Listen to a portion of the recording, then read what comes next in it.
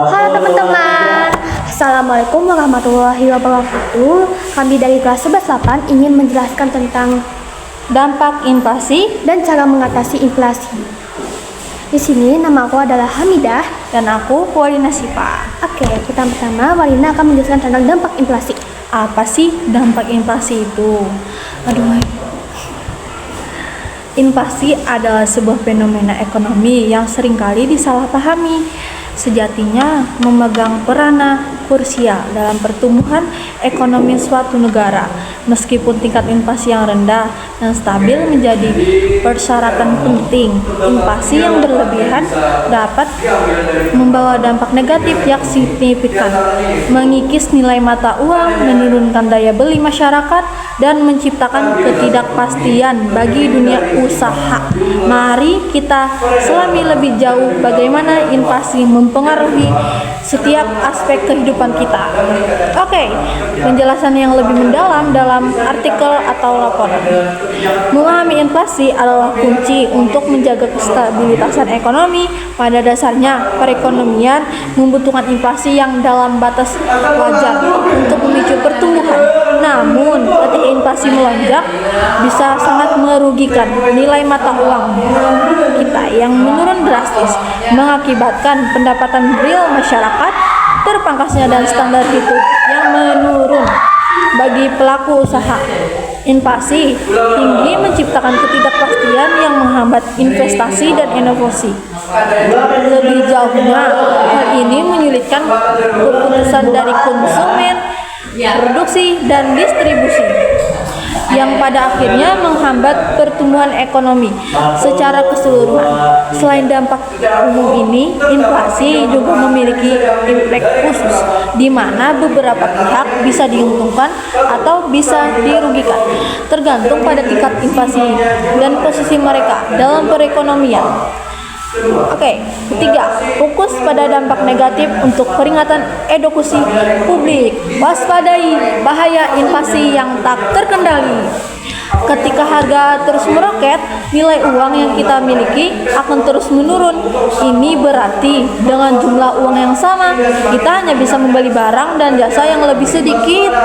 Akibatnya pendapatan real kita tergerus dan standar hidup yang selama ini kita nikmati akan terus menurun.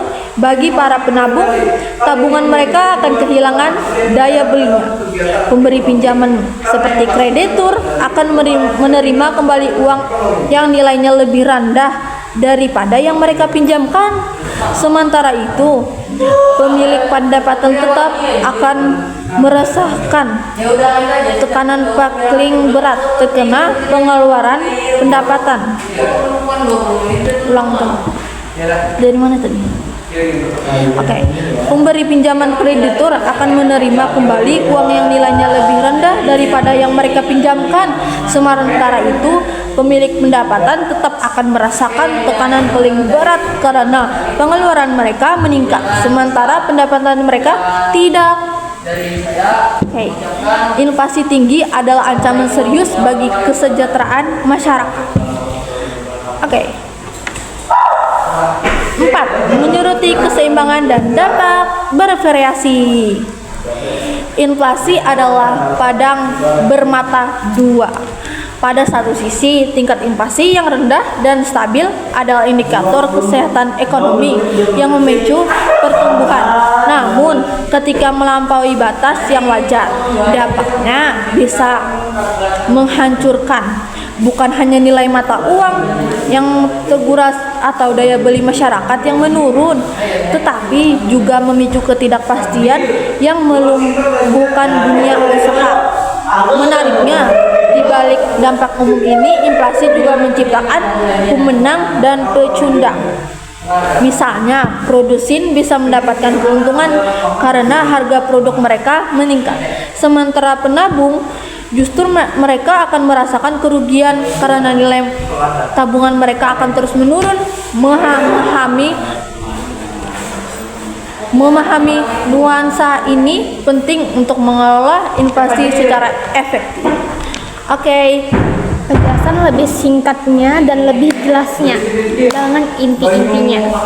Inflasi adalah fenomena ekonomi yang esensial pada tingkat rendah dan stabil untuk mendukung pertumbuhan ekonomi. Namun, inflasi yang tinggi dan berlebihan sangat merugikan dan harus dikendalikan.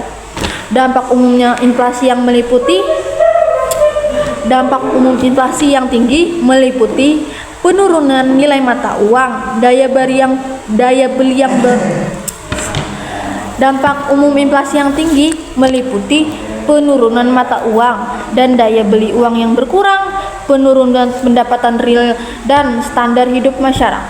Masyarakat hanya mampu membeli lebih sedikit barang dan jasa. Pendapatan yang sama, ketidakpastian bagi pelaku usaha, menyulitkan perencanaan dan investasi, hambatan pada keputusan ekonomi masyarakat dari konsumsi, produksi, distribusi, menghambat pertumbuhan ekonomi secara keseluruhan. Selain dampak umum, inflasi juga memberikan dampak khusus di mana beberapa pihak bisa diuntungkan atau dirugikan, tergantung pada tingkat inflasi dan posisi mereka. Penabung dan pemberi pinjaman seperti kreditur umumnya dirugikan karena nilai uang tabungan atau pinjaman yang dikembalikan berkurang. Pemilik pendapatan tetap juga dirugikan karena biaya hidup meningkat sementara pendapatan tidak. Produsen bisa diuntungkan karena harga produk mereka bisa meningkat.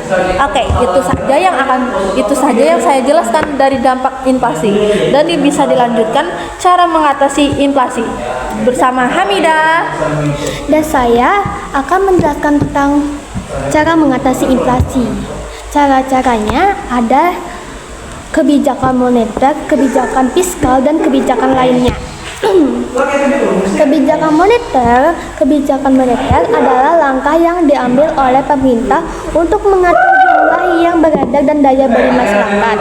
Tujuan utama dari kebijakan ini adalah mengendalikan inflasi. Cara mengatasi inflasi melalui kebijakan moneter adalah menetapkan tingkat suku bunga, menjual surat berharga, dan menekan cadangan kas. Menetapkan tingkat suku bunga, menaikkan suku bunga dapat mengurangi jumlah uang yang dipinjam sehingga mengurangi pengeluaran masyarakat.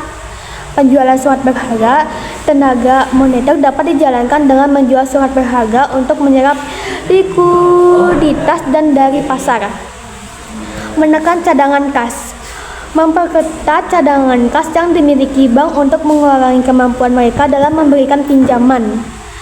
Pemberlakuan kredit ketat, mengatur lebih ketat akses kredit untuk mendorong pengurangan pengeluaran.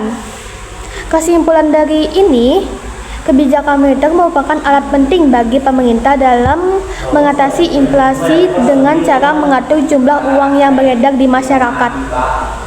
Kebijakan fiskal. Kebijakan fiskal adalah langkah yang diambil oleh pemerintah untuk mempengaruhi penerimaan dan pengeluaran negara.